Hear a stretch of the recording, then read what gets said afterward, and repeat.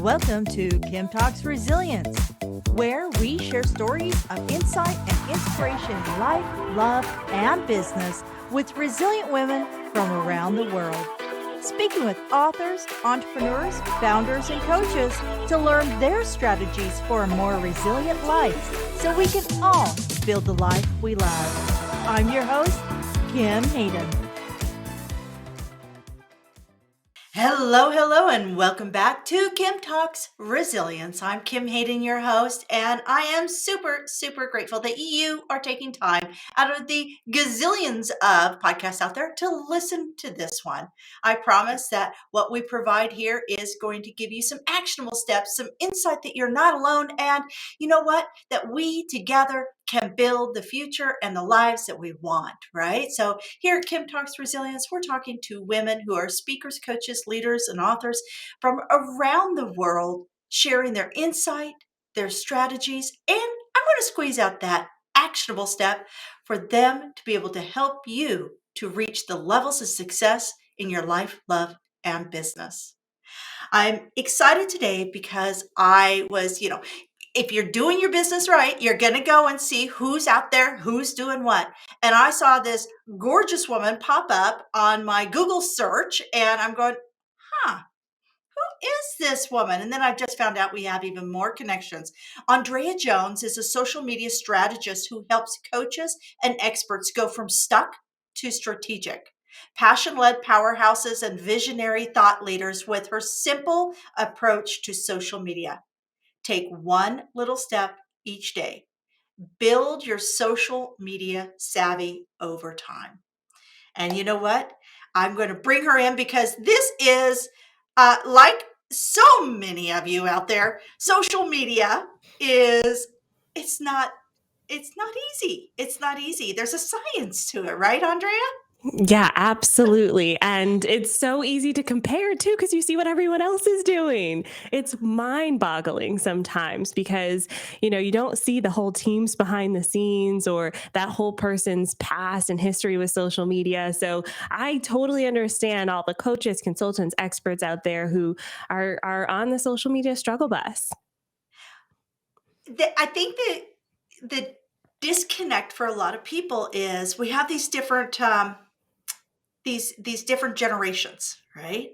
So you take somebody who's 30, they grew up with computers, they are very comfortable within, they know it's the world is about that whole sharing space.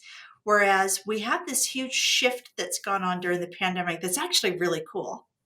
Women over 50 or over 40 who are choosing to leave the corporate world and going into that consulting and coaching space.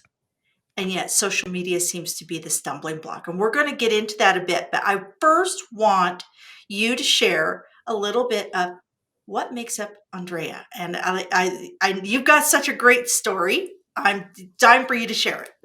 Yay. Oh, thank you. Thank you for having me on the show, by the way. So I'm a new mom. I have a 7-month-old little baby girl. She's amazing. I am originally from the US in Atlanta, met my husband and now live in beautiful Niagara Falls, Canada. I am an avid reader. I read hundreds of books every year. I just love them. My Amazon Kindle Unlimited subscription definitely gets used. And I just love to spend a lot of time online, especially as an introvert. So that's how I got started in this space was, reading little blogs about Harry Potter and all sorts of things like that. So there's a little behind the scenes on me. An introvert. And yet I would have never have guessed that in, stalking you. I didn't say stalking. Please do not call the RCMP on me. You will know who the RCMP are. But I would never guess that. But yet I would think that this forum would actually be ideal for introverts in the sense that it gives them that space and to share. And whereas Exactly. Okay. Yes, Okay. and I can Oh, turn it off when I don't like when I feel drained. So I used to be very shy. I wouldn't necessarily say I'm shy today, but I'm definitely the kind of person who needs silence and alone time to recharge. If I'm in person with a lot of people, which I do enjoy, I definitely need probably like a week to recover from that. wow. And I'm the type of person you pull me from people for more than 48 hours. I'm like going, where is everybody? I need someone to talk to. And my husband's in the corner crying. Please bring somebody for Kim to talk to. Yeah. Yes, Otherwise, he that's me. gets to talk to me all the time. So let's get down to the meat of things and why you're on the show today. Social media. I'm still personally going through all of this, trying to learn all of this. Maybe this next scheduler is going to be perfect. What do I put on? What don't I put on? Do people really want to see me? I mean, these are the common questions around social media. I'm just literally going to turn it over to you. I'm going to be quiet and do nothing but absorb your expertise. We're going to build an avatar. We're going Mhm. to build an avatar. She is between 37 and 45 and has recently left the corporate world. She is wicked smart, has a great zone of genius, but has been really hesitant around social media, maybe does Facebook, feels uncomfortable on Instagram, and just discovered LinkedIn. So I'm going to literally, does that give you enough that you could actually walk us through how you do what you do and why she should be doing something different? Oh, yes, definitely. Definitely. These are Awesome. my people. Awesome! This is, folks. I'm gonna literally take myself off screen, and we're gonna turn this over. Everybody, grab your pen and paper because I guarantee you this is going to be information you are going to want to write down. All right, go for it, my dear. Yes. And I want to start first with the mindset of social media because it is so easy to compare. And I know we started off there and it's intentional because you know your stuff. You're very smart at what you do. And sometimes when you log onto Instagram or LinkedIn for the first time and you look around, you feel that imposter syndrome. You feel that feeling of, am I supposed to be here? I feel like I should know how to do this. So I want to address that first because social media is challenging. Okay. I know it looks easy, but it's complex behind the scenes. So just understand you're in the right place to learn that. So I want to start first with your message and what you're putting out in the world using what I call the 3 W's. What do you sell? Who is it for? And why does it matter? And that why does it matter is the most important W because it talks about the transformation.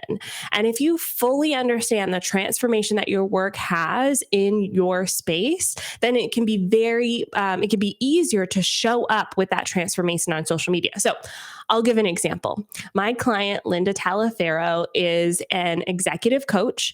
She has had decades of experience in Fortune 500 companies. She's amazing at what she does. Her transformation is she helps Black and Brown women get into the C-suite. Okay. So people who typically have a challenge showing up in that way.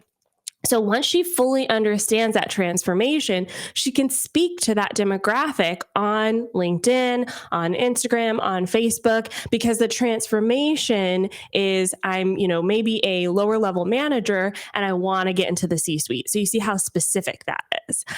Then she shows up on social media with her medium of choice. And I think this is super important because we see lots of different types of mediums on social media.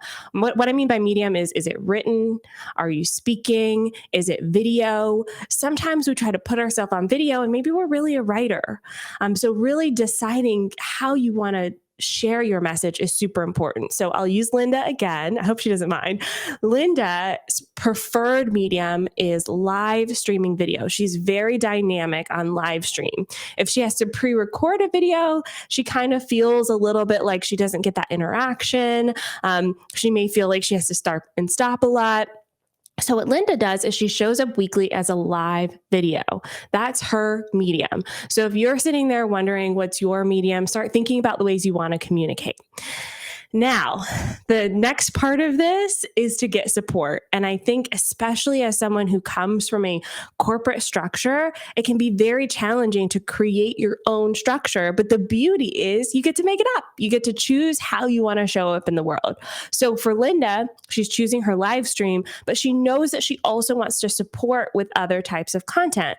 And so what Linda does is she hires us, her team. You can hire an assistant or a social media manager to help take that live stream and repurpose it into other types of mediums, written posts, shorter clips, things like that.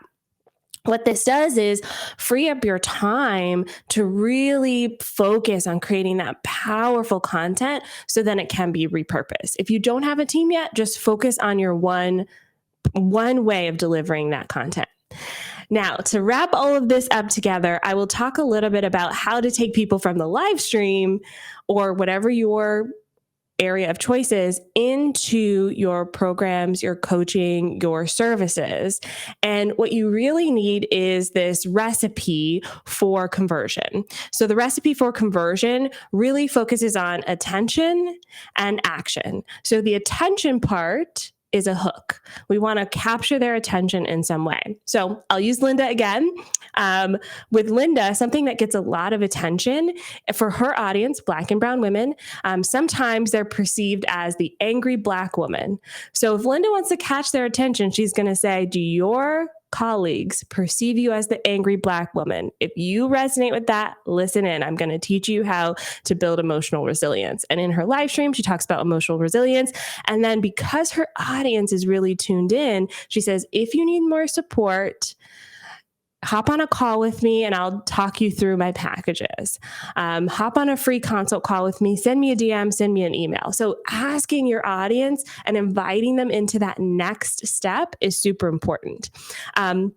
I think sometimes too, as consultants, we jump straight to the last step, buy my thing. But that next step, hey, take one step closer towards working with me is super, super powerful. The last tip I'll leave you with here is this whole process, of inviting people into your space and this process of sharing your expertise will take time to develop. It does take some time. And I do feel like as adults, we feel like, especially experts, we feel like we should show up and be able to knock it out of the gate right out the bat. And sometimes that doesn't happen. So be patient with yourself. Be patient with yourself. You will get there. Okay, so you say time. So I've been going through this. Okay, folks, I'm in full transparency here. I have been going through this whole wheel of constant turmoil in social media and how to show up. And I think one of the big challenges is, and I love how you broke that down. Who do you sell to? What do you sell, and why does it matter? I think the challenge for a lot of women, because we are multifaceted, is to bring that into one thing. Because we sit here, what is that? A cluttered mind. What is that? A cluttered mind cannot make a decision, or something along those lines. Like if you have this, so that is one of them. You come through, you've raised your kids, so now I can teach you how not to like put your teenager on a corner and just drive away. I've survived, the boss from, HE double hockey sticks. I've done all this, right? So I can teach on all of these things. I can teach you my strategies, why I'm still standing today. I think that's one of the big ones. That translates into social media, because then people Yeah. look at your social media and they don't know, well, what is this woman? And I'm just as guilty. I have two focuses. One's in podcasting and resilient women, and we do all of our assets and our books and our conferences around that. But then the other one is in real estate. I have 22 years of award-winning real estate that I'm working on building that into a launch program, business builder program for brand new baby agents, who 87% of them will fail if they don't know what they're supposed to be doing. So that's I'm in that same boat. So when we go through social media, you said time, and time is usually of an essence for women who are starting a business, because we also know female founded businesses are less than 5% will get traditional bank funding. Yep. If you're a visible minority, that goes down to actually less than 2%. So these are realities. So we're underfunded, and we have to do a lot of things that maybe are not in our comfort zone. Time. What is the time that we should be giving ourselves to Yeah. get this up and running? Yeah. And time is a really important question because social media can easily become a black hole. You look up and it's been a whole day and you're fiddling with a Canva graphic, right? So I want you to limit yourself to 1 to 2 hours a week for social media content production and about 15 to 30 minutes a day for networking. And these aren't just numbers that I'm pulling out of thin air. My team and I have spent years we use a tool called Toggle to track our time and track our clients' time. And we found that this amount of time is the most sustainable for most, especially women business owners, to sustain for long periods of time. So you can do a short period of time, spending 3 or 4 hours a day on social media, but you will burn out. And our goal is to have our business owners consistently show up on social media because the consistency piece is what's most important.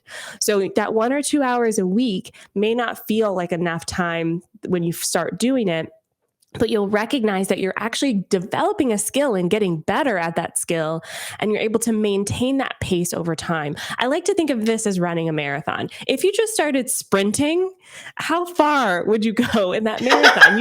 You wouldn't get Not very far. No, you'd be going fast, but you wouldn't be going very far. And we want our business owners to go far. We want their businesses to have legs and longevity. So 1 to 2 hours a week creating your content. And for my client, Linda, that's showing up in her live stream. And then 15 to 30 minutes a day actually networking and building your network. What do you clarify networking for me? What does that mean in social media? Yeah. So this is a proactive strategy. This means we're not sitting back and waiting for people to come find us. We're actually going out and finding our people. And I hope Linda doesn't mind. I'm going to keep using her as an example.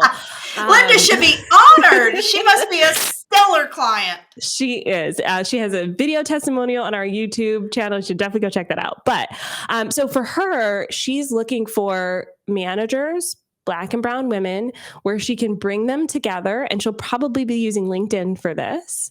And so she'll be reaching out and connecting with warm connections. So people who she knows maybe through another person. She's also going through her current feed and liking, commenting, participating with people she already knows, giving to her community. So if someone posts that they have got a promotion, she's congratulating them. If someone asks a question about, taking time off on the holidays, she's sharing her expertise there. She's networking with other coaches in her space. Maybe they're business coaches or executive coaches with different niches. She's building out her referral network as well. And so it's spending about 15 to 30 minutes a day on social media, participating, being social on the platforms. When does that cross over into, because I think a lot of women are concerned with being viewed as pushy or salesy or anything like that. What are some strategies or internal dialogue that you teach that will move their mindset from I'm being pushy or I'm being salesy to I'm sharing and serving? Yeah. Okay. Can I ask you a question, Kim? So if you're at a Starbucks and someone, or a coffee shop, and someone says, "Hey," and hands you a business card, how does that feel? Like, "Hey, you should buy my candle." Does that feel good? Like if someone you've never met them before? No. I'm like going, okay. Yeah. No, not really. I mean, no, that's typically I'm not the type person that you just want to be passing stuff out to. If you came up and said, "Hey, I really like your hair," or there you go. Okay, so Even us, like when we got on this in the green room before the call, Kim said, "I love your glasses," and I instantly felt like comforted. I was like, "Oh, I'm in a good space." Like it made me feel like we're friends, even though this is the first time we're really kind of talking. And so I think that sometimes, and this comes from a really good place, but sometimes as business women, we get really excited about what we have to offer and we jump straight to that. We're like, I know this is transformative. I know it can help people. And I know it comes from a good place, but it does come off a little bit aggressive sometimes. And I don't think that's our intention. So I think that if we start from the place of, let me find a connection first, that can be a really genuine place to start. And I think it is also challenging because it's harder. It's harder because it's a lot like making friends or dating. You know, there's a lot of people you talk to who you will never talk to again. Yeah. There's Yeah. a lot of people who you meet who you'll never have a conversation with them again. And so it's the same with business connections too. You're going to talk to 100 people and maybe only 2 of them you'll even talk to again.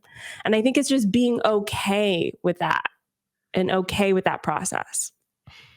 That probably goes into the general psychology of women as caregivers, Mm-hmm. leaving Yep. nobody behind. It's like, I spoke to this person. I need to show up every Wednesday for coffee and speak to this person again. I think we need to give ourselves some grace and say, you know what? It's okay because that person's busy too, right? That Yeah. person's busy too. And ladies, you're not alone in this. None of us are alone in this. We are all doing this together. The beauty of everything right now, though, is the world is kind of in our favor in the Yep. sense that we are in the age of knowledge. We have moved from bronze to brain, and women, we're great multitaskers. We're great nurturers. We're great connectors just naturally. So moving into this space now, we just have to own it. I guess Yes. that's the big one, is owning our space. Um, before we jump into, I always like to get a story of resilience, and I'm betting you got one because you don't end up in Canada from Atlanta without having some sort of interesting story there. But I would love to talk a little bit about one of your pillars, which is your podcast. Can you share with us a little bit about your podcast and how this is one of the components of your personal brand identity and marketing? Yes. So I started the podcast in 2018. And for context, I actually do have a history on YouTube. I started YouTube videos in 2007. It's actually how I met my husband. We did what we're doing here. We collaborated on a video and then we just kept talking. But I really struggled with the consistency piece, mostly because I felt like I had to get glammed up every time.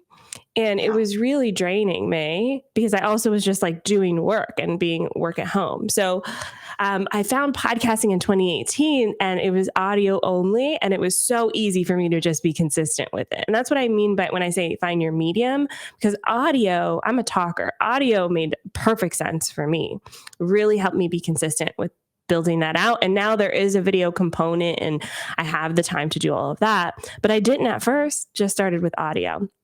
So the Savvy Social Podcast, we release episodes every Tuesday, and it's really focused for coaches, consultants, and service providers to get really specific strategies about social media and what's working today and how to take that one step forward with all the platforms. And we have a lot of fun on the show. Very cool. Very cool. And podcasting, folks, is a great way to connect with your clients you've already built a relationship with. This is the cool thing about podcasting is I can listen to your message if I'm, just doing the laundry or cleaning the kitchen.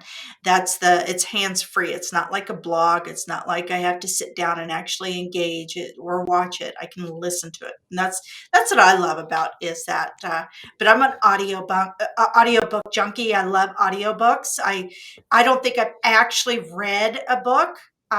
Physically, I've listened to all my books and I Mm-hmm. usually do it in my car. I love to drive. I love to take road trips and do things like that. Speaking of road trips, going back to Kansas, you're from Atlanta. I would love Yeah. to know, um, a story of resilience in your life that without that one spark, that one moment where you had to dig deep for your resiliency, you would not be having this conversation, because I believe we learn through story, Mhm. and your story matters. Thank you. Yeah. So I'll tell you about the hardest point for me in my business, which happened in 2018 as well. So 2018, there was a lot of shifts, and that, like, the year is burned in my brain. Um, I was at this point where I was having these anxiety attacks over emails, social media notifications. There was a lot happening in my business. I just started hiring my team. I had some really big clients at the time, two really big clients that were pillar clients. And I took a sabbatical from my work because I was feeling extremely anxious and overwhelmed. It was just 2 weeks, just 2 weeks, but it was really important for me to take that time. The hard part was when I came back, a couple months later, two clients quit at the same time. And I had to let go of my team at the same time because they were the two biggest clients I had. That my business structure wasn't set up to support not having those two clients. And I felt like a failure, especially on social media. We're building our business so publicly that when things don't work out, that's also public. And it's very, very challenging. But what I learned from that is, I love the word resilience. What I learned from that is all of the years that I spent building my business before that gave me the experience to be able to start again. And it actually wasn't starting from zero at that point. I just had to rebuild a different structure, a better structure. I learned a lesson about having those two clients who were everything to our business and building a team around that. So now we have multiple offers. We have different ways for people to work with us. I have a team structure that can fluctuate as our business needs fluctuate. And it was that moment in time that helped me see that. So only time we've ever been in the red as a business. I had to pull from my personal savings account to fund the business. We had, in Canada, we have the RRSPs. We cash those out. Huge penalties, by the way, you guys, when you do that. Don't do it, but we had to do it. And so now I have a business savings account. I have a team structure that works. And so I was able to learn those lessons. But y'all, in the moment, it was a very low moment for me as a business owner. It's fascinating because we all look at Disney and we love Disney, yet Disney lost his first round of caricatures that he created for an advertising campaign in Kansas City. And then when he went to California and he started developing Mickey and all these other great characters that are with us today, he almost lost those also. Building business, building business, pardon me. We've had a cold going around the house. Building business is risky. If you don't have a tolerance for risk, this may not be the space for you. And nobody's going to save you. At the end of the day, nobody's going to save you. You got to find a way to make it. But I love how you mentioned, because you had previous experience, you were able to figure it out. And it is really fascinating. One of our pillar clients right now is from a connection from 5 years ago. Wow. These things happen. So, give yourself grace, ladies. Give yourself grace, because, the world, life isn't easy. Life is not easy. It's meant to be rewarding, but you don't get rewards for just sitting on the sidelines. You get rewards for playing the game. So, Yes.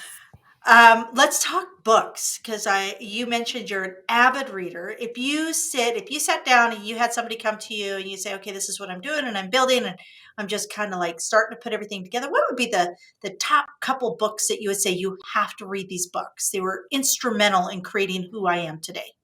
Yes. I'm a huge Brene Brown fan. Do you like Brene Brown? Yes. Oh, okay. So I Daring want Greatly. Brene Brown and Mel Robbins. I Oh. want to be the adopted child of those two women. Yes. Can you Brilliant vision? minds. Brilliant minds. So I love daring greatly, especially if you're just starting out in your business and you're trying to build that courage to actually go and do the thing. Fantastic book. And then as you build your business, Dare to Lead. Dare to Lead is one of my all-time favorite business books. Changed the way that I view building the business, because as a business owner, you are a community leader. Even if you don't have a team yet, you're leading people. And so to read that book really can help drive your decisions as a business owner and help you stay grounded in what you're actually doing. Yeah, and she's on HBO now, right? She got a contract with HBO. Oh, I She's didn't done know that. amazing. Yeah, she's Okay. done amazing things. She's got a show, I believe, is coming out this spring on HBO. Wow. Yeah, and it's crazy because Brene Brown, I want people to think about this timeline. Brene Brown spent over 27 years, 28 years, and hundreds of thousands of dollars in education, teaching and coaching. And she had that one spark, Mm-hmm. that TED Talk. One Yep. spark is what literally launched.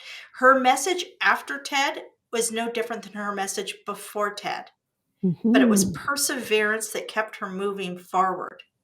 And so it is a spark. And I believe that it's all a formula, right? Like you're talking about a formula. Social media is a formula. There is a consistency component. There is knowing your audience and what you're selling and who you're speaking to. There's a formula. And then there is the spark. And the spark only happens when you're open to opportunity. Mm-hmm. Yep. Yes. Beautiful. Love it. So, I have yet to meet a woman that does not go. Woo! I'm just blown by she's just incredible what she's doing, because women are so passionate when they get into their zone. It's like they're all Olympic champions climbing the toppest peaks. Let's talk social media. So I want everybody to follow you. I know that I came across your podcast and I started stalking after you and taking a look and going, oh, this gal, she knows what she's talking about. I really like her. So I want everybody else to have that same opportunity. Can you share with us all your socials and where we can find you? Yeah, so I am everywhere at Online Drea. That's online DREA, and I'm the only one who can be everywhere because it's my job. But I also have the Savvy Social podcast. You can check out the website, onlinedrea.com, and on the website you'll find access to everything there. We have tons of resources for you, so I'm really excited to connect with all the listeners. Excellent. And I'll make sure that website and such is in the show notes. You'll find this obviously everywhere. I always want to, I think we all need something to hear that's positive, maybe something, a mantra every day. So I ask for quotes, and I would love for you to share your quote today. Yes. So my favorite quote is yesterday is history. Tomorrow is a mystery. Today is a gift. That's why we call it the present. This is by Eleanor Roosevelt. And I love this quote because it helps me stay grounded in the now. I think sometimes we spend a lot of time worrying about the past, and if you're me, you spend a lot of time hypothesizing about the future. Staying grounded in the present and being present is one of the most powerful choices you can make. And it's probably the hardest. It takes a lot of practice. And as a new mom, you're probably all down the future looking at your daughter. I mean, as a mom, yeah, I get it. Oh yes. Oh yes. One of my guiding light with my daughter is presence. And I think this comes from, I did have, one of my parents was a little bit of an absent parent. And so for me, it's really important when I'm playing with her, to be playing with her and not be thinking about work, thinking about dinner, thinking about laundry. You know what I mean? It's so easy to slip into that. And even though she's only 7 months, it's more practice for me right now because she doesn't know, but it's more practice for me right now because I do want to I want to know that she knows when I'm with her, I'm with her. I 100% agree on that. I did that with my 2 younger children. I did not have an opportunity with my oldest. And the it's as a parent, you need to stock up those good behaviors, because you're going to have enough guilt when they're adults. It's like, oh, they did this and I did that. But being present, that is so critical. And that's all our children want. Our children want time. They don't want the next fancy gadget or any of those things. So, I love that quote by Eleanor Roosevelt. Another one that I love: ladies, ladies are like a tea bag. You never know how strong they are until you steep them in hot water. So on that note, ladies, if you are ever feeling your resiliency lagging, do stop, listen, lean into our community and grab your free membership. Totally free. I'm not asking a credit card. You'll never get a sneaky renewal fee. It is at resilientgift.com. Resilientgift.com. And you know what? I'll send you the monthly magazine, and I'll let you know when all these amazing women like Andrea are on the podcast. Until next time, you know what? Be kind to yourself. Thank you for joining us here today at Kim Talks Resilience. I'm your host, Kim Hayden, and I'd love to invite you to our resilient community at resilientgift.com. That's resilientgift.com, and we'll send you our magazine and tickets for upcoming events and all sorts of cool things we do here. So be sure to keep watching, and you know what? Don't forget to like, subscribe, comment, and share, because we all know that sharing is caring.